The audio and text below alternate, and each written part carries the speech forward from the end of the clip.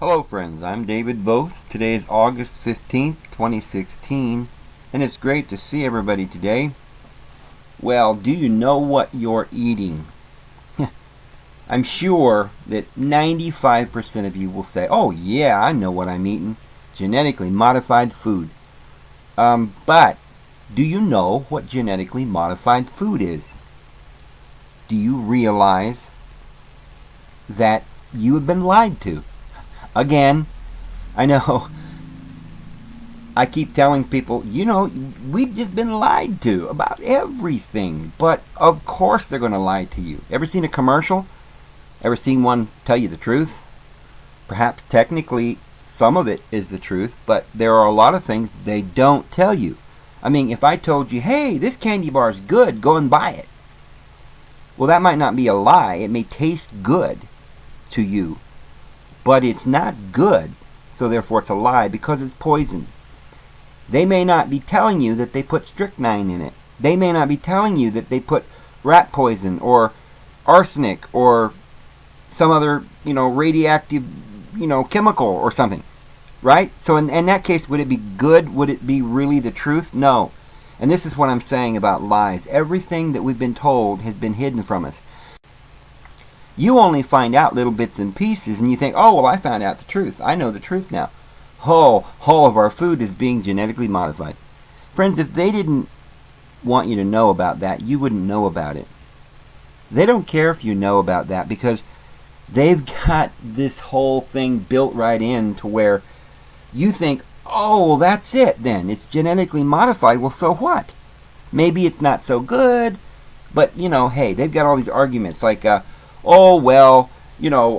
back in the thousands of years ago, fruit was little rocks, you picked up off the ground, you couldn't eat them, broke your teeth when you chewed them. So, and they didn't have any nutrition, they were worthless, and now we've made them better.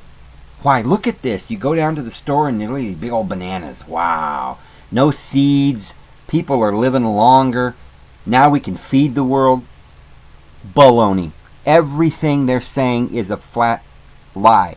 That would have to mean that our Father in heaven created a world that was worthless, that all the food was just worthless and it wasn't good for you, and we'd all starve to death if we tried to eat real food. And it would just be all rocks laying around, and there wasn't any real vegetation. How insane can you get? I mean, there are fossil records that show that the earth was like a paradise at one time. There were trees as big as, you ever seen California? These huge trees that are 500 feet tall called redwoods. This kind of thing was all over the world. The trees were huge. It was lush and green. And there were tropical plants up there in Siberia. So what we're finding out then is that the earth at one time actually grew larger fruit. Everything was larger. The dinosaurs, the people, lots of the people in those days were maybe 20 feet tall. They've dug up these giant bones. I mean, we're not actually getting... The food's not getting somehow better. The food on this earth is getting worse. And that is partially because we humans are polluting the earth. One of the things that they're lying to us about is they're saying that they're genetically modifying all this food. Now, we get the impression when they say that what they're saying is that these amazing scientists are in these little laboratories and they're just cutting open these apples, right? And just cutting them open, dissecting them like some kind of a surgeon, right? And they're going down in there and they're getting these knives and little knives. Little knives you got to work with microscopes, right? And they're cutting the little genes and splicing genes, and it's very hard work because you got to know which gene because there are gazillion genes, right? And they're splicing this gene with that gene, and they figured out how to make food that's better for you. None of this is true. It's an absolute lie. They have absolutely no knowledge of genetics. They can't do that. What they're doing is simply experimenting by throwing chemicals onto something, and then when they throw the chemicals on it, it mutates. And if the mutation is such as perhaps a larger fruit, right? You ever see a child that maybe comes out of the womb that may be physically deformed? Maybe their head is larger. You say, oh, well, when it comes to people, we don't want humans with large heads, right? Because that would look ugly. They're not supposed to have large heads. Not attractive. Perhaps they would be slow in their mind and they wouldn't be able to think correctly. So we don't do that kind of thing. But when it comes to watermelons, oh my goodness, we want big, fat watermelons. Oh, there's no brains in that one. Oh, well, that's all right. Because, see, that's good. We don't want brains. See, it came larger, but there's no seeds. And nobody wanted the seeds anyway, right? What do we need seeds for? Oh, well, guess what? You need seeds to grow more watermelons. Oh, we got that taken care of. We got a laboratory over here. But what happens one day when this laboratory doesn't exist anymore? And you want a watermelon to grow on your land and you can't find seeds because we don't grow watermelon with seeds anymore. We're God. We've changed the nature of the whole world and we don't have seeds anymore. You see, they didn't genetically modify watermelon so that they didn't produce seeds. All they did was douse it with chemicals so that it became mutated and deformed. And now you're eating watermelons that are deformed and mutated, that with these particular chemicals that they spray on it, it's able to grow. It's like hormones or whatever. Sure, they've figured stuff like that out. You know, you can take a human that weighs 200 pounds and feed him, you know, hamburgers and french fries, all he can eat with milkshakes and, you know, candy bars. And in a few months you can have that 200-pound man weigh 400 pounds. Yeah, but that doesn't take a genius. You can take this fruit and somehow while it's growing, give it mass amounts of chemicals and make it oversized to the point where it stunts the growth of the seed production, and now say, oh look, now the watermelon's larger, we can make more money. But have you ever tasted one of these watermelon? They don't taste good. It's not sweet. It's all grainy and weird because what's happened is you've accelerated certain parts of the watermelon and decelerated parts like taste, color. So they say, oh, that's no problem. We can put watermelon dye on there. We'll just paint it green. Ever notice the eggs nowadays they call brown eggs? Take a look at them. Looks like they've been painted brown. Well, but that's all right as long as they're brown eggs. See? Ever take an egg and that you find on a farm from a chicken that actually had the egg naturally, you know? And that egg's pretty stout. It's got a pretty thick shell. But if you go and get it, I picked up eggs at the store before and brought them home. Tried to pull one out of the carton, and while I was trying to get it out of the carton, it broke because the shell is so weak. Because they're filling the chickens full of hormones. See, they're not genetically modifying chickens. They don't know how to do that. All they're doing is feeding this chicken poison.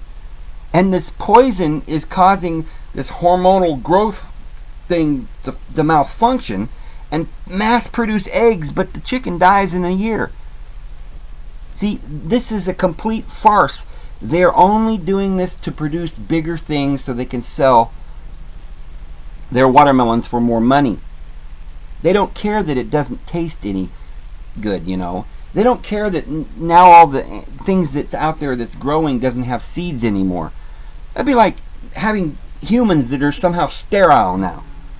What are you going to do with the world when all the people are sterile and no more children are born?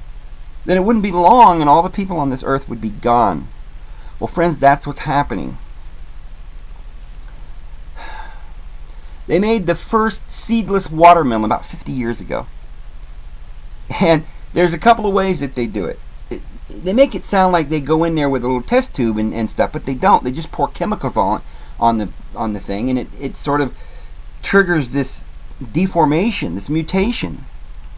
So both of the processes that they use are genetically modification. Is what they're, calling it.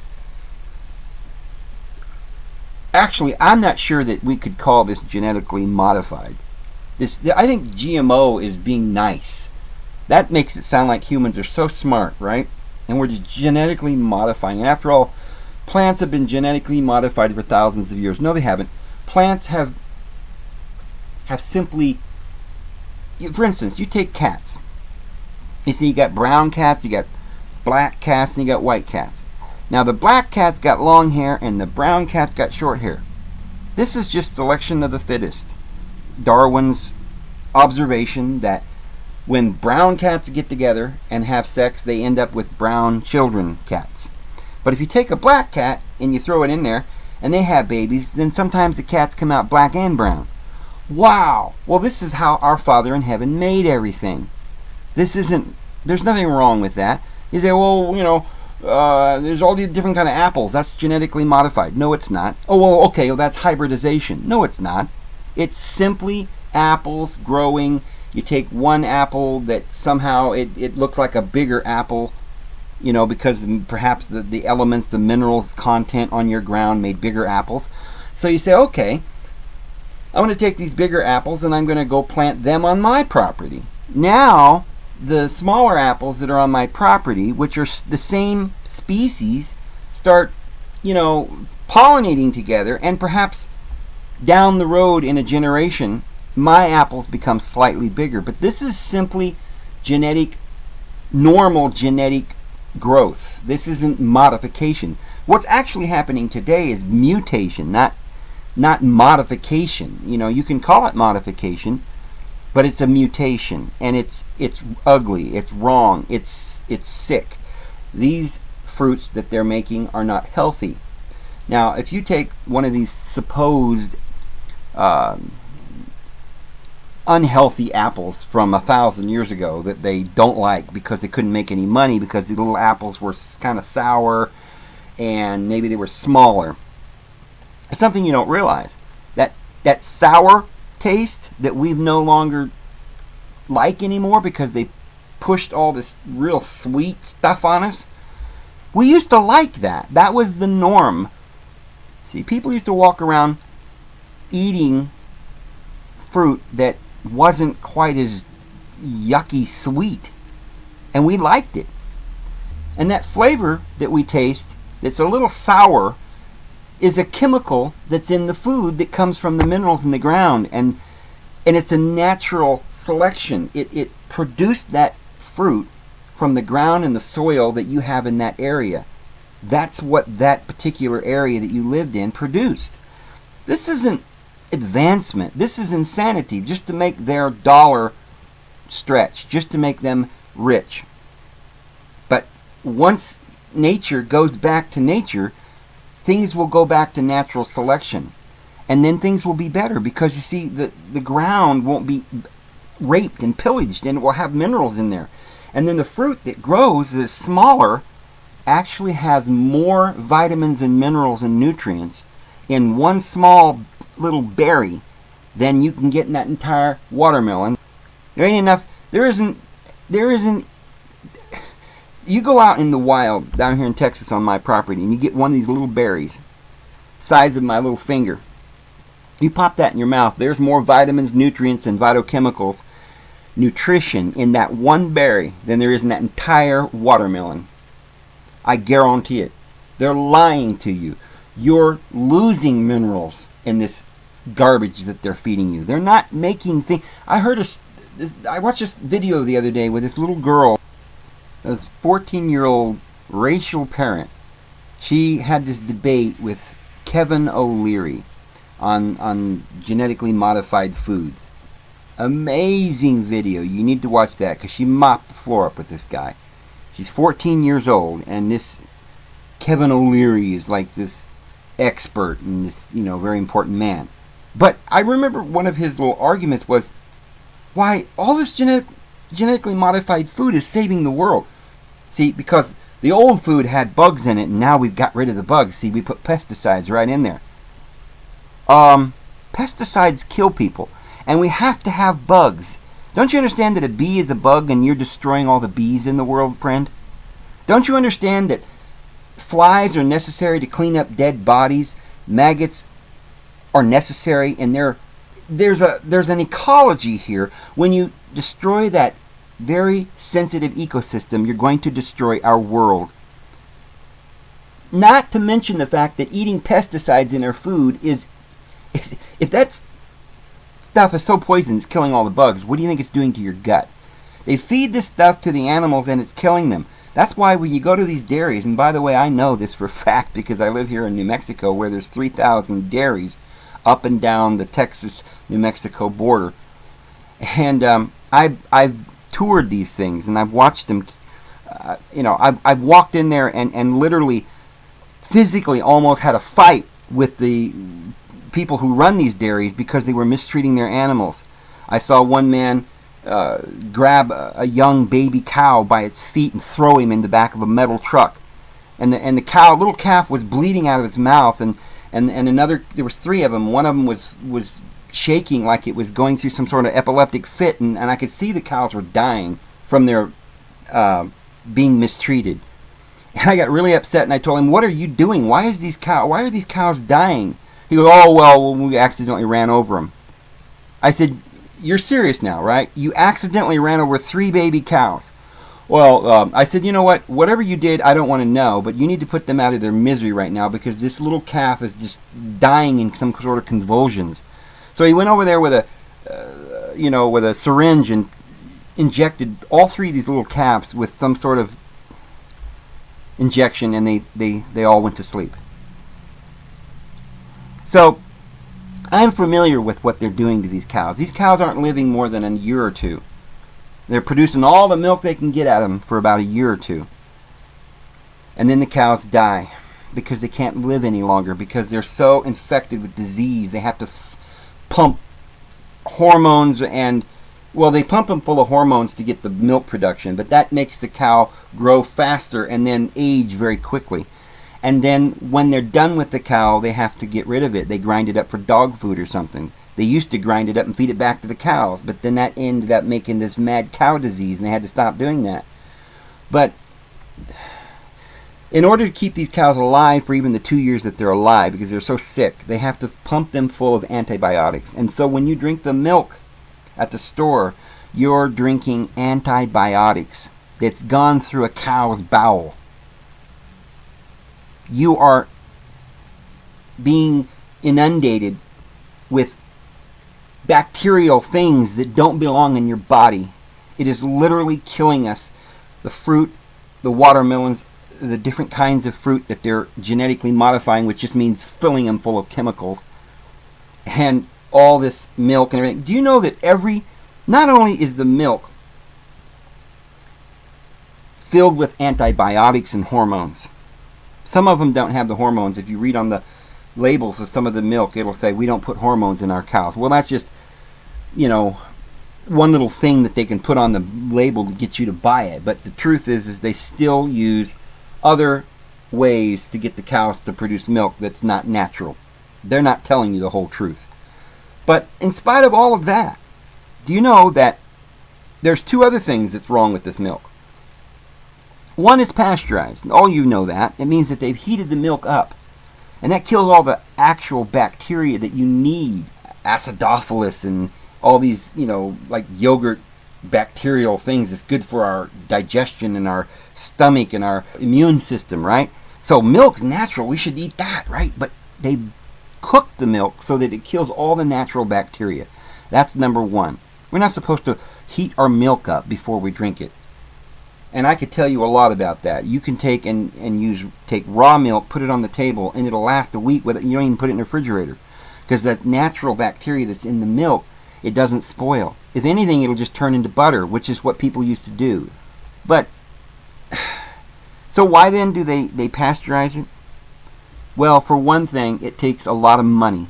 You have to have these huge tanks, and they don't want the local farmer to be selling milk and making any money. This is all monopolized by these huge companies, and they have these big trucks that come in with refrigeration, and they're able to haul this milk all over the United States and get it to your table before it spoils because of the refrigerated trucks and because of the pasteurization. Well, it's just like when they make everybody else get permits, but it costs thousands and thousands of dollars, but the little guy doesn't have the money for the permit or for the tools to do this stuff. This is how they monopolize everything. But the other thing that they do with the milk, friends, is they homogenize it. If you look on the carton of your milk, all the milk that they sell is not only pasteurized, but it's also homogenized. Now, that's not something that people talk about very much. Do you know what that is, friends? Homogenization means they have genetically modified the milk. No, they didn't. They're not so smart. They went in there with, like, scientists and cut the little cells of the milk open and changed and spliced new genes or anything. No, they're not that smart. The genes are modified, but not that way. It makes the molecular genetic chain longer. Now, why would they want to do that to your milk? Because ordinary milk, when it sits for a while, has little cream globules in it. And when the consumer sees that milk and sees these little globs of cream in there, they go, ooh, I don't want to drink that. There's little bumps in there. So, in order to make it pretty so that it can sell it, they genetically modify it so that it's all one consistency. That way they can sell it better. You can't... Now, why would it be illegal to sell milk without being homogenized? There's certainly nothing wrong with drinking milk that's not homogenized. In fact, it's far better for you because it's not genetically modified. Now, say, so what? If it's genetically modified, if it's got longer strands, what's that do? Well, it means that you can't digest the milk very well. See, that's why there's so many people that can't drink milk anymore. They're allergic to milk and any milk products. They're allergic to it because they're homogenizing and genetically modifying all the milk. And like I said, that's bad. So why do they do it? To make money. You notice how so many people are allergic to peanuts? What in the world is wrong with peanuts, right? That people can't eat peanuts. They're genetically modified. So are the peas and the squash. And if you notice, a lot of these people, a lot of young people are allergic to, they don't like squash, they can't eat squash, they don't like soy, they can't eat corn, and these are because this is all genetically modified. Now, they'll try to tell you that corn's been hybridized for centuries, and so they're just, carrying on the tradition, and that's just not true. The only thing that corn ever was, original strands of grain, and grew them in better soil, got them to grow larger from a natural way. It's just like taking two different kinds of dogs and making an Irish setter. After so many generations of having these puppies, you can say this is a new breed of dog. It's not genetically modifying dogs. It's simply a particular breed of dog. It's just breeding dogs. Selecting certain colors and varieties and sizes and breeding them. It's just a breed or a type, a color, a shape, a size of dog within the species. And there's nothing wrong with doing that at all. It's simply breeding brown dogs together so that you end up with all brown dogs. Or larger dogs to end up with larger dogs. But there's simply nothing wrong with the dogs. Now, it can be that you breed these dogs to a certain point where they become weak in other areas. And if that happens, Mother Nature has a way of dealing with that. Because that dog now is very weak, it cannot survive in nature and it will die off. This is how our Father in Heaven provided so that this doesn't turn into some sort of craziness. But in this world today, they're actually promoting these mutated genes. And they're making us eat them. And they're actually making this mutated version of the plant their own main species. And they're getting rid of all the other types of plants and things that were healthy and good for us, that grew in the types of climates and places that we needed them and had the minerals and vitamins that we needed as a species. But now they're vying for profit rather than for health. And so this is the reason why we need to be very careful. Now I hear a lot of you say, oh, well, David, if that's the truth, then what are we going to do? There's nothing we can do. We might as well just eat it, because you're saying that all the food is genetically modified and they've got all the control. There's nothing we can do. Oh, that's not true, friends. You do have a choice. Number one, you can eat organic food. I know it costs a little bit more. Now, if you can't do that and you can't afford it, then you need to invest in some land and go and find your own good natural seeds and grow the food yourself. And some of you will probably say, well, it's hard to find these seeds anymore, and it won't be long and you won't be able to get them at all. That's not true. I've got a whole bunch of land in Texas, and there's food growing all over that land. I made a video or two on that, and I'm going to make some more. I've got several varieties of fruit growing on my property naturally.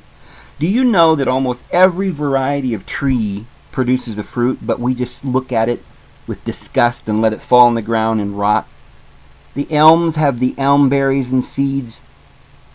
Did you know that all the oaks have a thing called acorns? You say, oh, well, those are bitter, Dave. See, we need to modify those so we can eat them. No, they're not that bitter. I mean, it's like, look, if you ever tried to eat a bean, you know, they take beans and they dry them, and then you get big bins at the store and you put them in a bag and you take them home and you cook them. You have to cook them. You can't eat them raw. They have a little bit of a bitter or a bland taste. Then you have to put salt and you make a bowl of beans. This is true of potatoes, of a lot of things. Very few things you can just pick off the vine and it's going to taste exactly the way you want it. You have to prepare some of this food. Nuts, you know, can be roasted and put a little salt on them. The Indians used to eat the acorn nuts. They're delicious, but you can either boil them and make it's like a bean soup or a mush, or you can roast them and salt them. There are lots of nuts that just grow everything, like pecans and walnuts, pistachios, filberts. All of these nuts just grow wild throughout America. But we just let them fall on the ground out in the forest and we don't go pick them up and eat them. There are berries galore. All these supposed berries that you see, it grows on these trees, mulberry trees, and they just fall on the ground. Nobody eats them because, you see, we're too darn lazy to go over there and harvest these things ourselves because we're too busy working. And all this work gives us money so we can go buy food at the store, which isn't food. It's only killing us. So the solution, friends, is a very, very easy one, but very difficult for most people. That is, you got to get back to nature. You got to get you some land, and you've got to go and live on that land and make a simple life and eat real food, friends, and have a wonderful, wonderful relationship with your family. Get to know them. And friends, just one last thought before I go. If you have any emotional or any controversies or arguments going on with your family, I want you to remember something. Sometimes it's hard to realize just what you have when you have something. If you have a family, it may be that there's times when you feel like you're just, you know, it's just too much and you want to be alone, and you're disgusted and you're angry with them and they're always arguing and you can't get along with your family. Well, friends, it's okay to go out and spend some time alone. But if you ever lose your family, it's going to break your heart. You need your family and you need love. Go home, give your family a big hug, try to forgive all the past, and start giving. And don't worry about what they're giving you. Just spend a few days just doing nothing but giving, giving, giving.